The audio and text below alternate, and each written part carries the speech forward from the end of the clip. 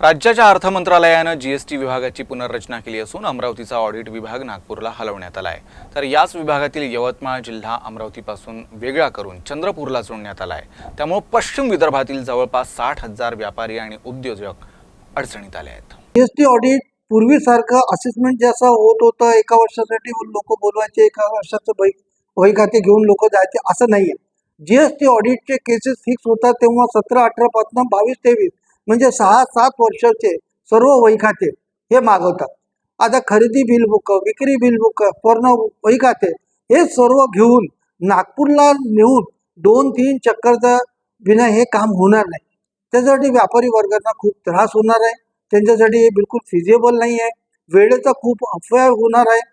आणि सर्वात महत्त्वाचं म्हणजे गव्हर्नमेंटनी हे जे रिस्ट्रक्चरिंग आणि रिशफलिंगचा मागचा जो उद्देश दिलेला आहे तो फक्त रेव्हेन्यू समोर धरून ते उद्देश केलेला आहे।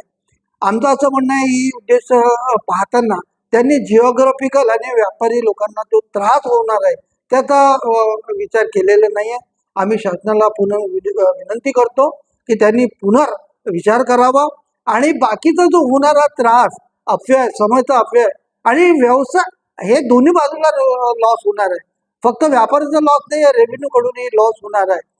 म्हणून आम्ही शासनाला विनंती करतो की हा निर्णय त्यांनी त्वरित मागे घ्यावा आणि पूर्ववत स्थिती जी आहे जीएसटी ऑडिटची ती अमरावतीलाच व्हायला पाहिजे, डिस्ट्रिक्ट प्लेसला व्हायचं, जेणेकरून व्यापाऱ्याला आपलं व्यापार करणं आणि सरकारला पण रेव्हेन्यूसाठी ते सोयीस्कर होईल, अशी आमची आग्रहाची विनंती।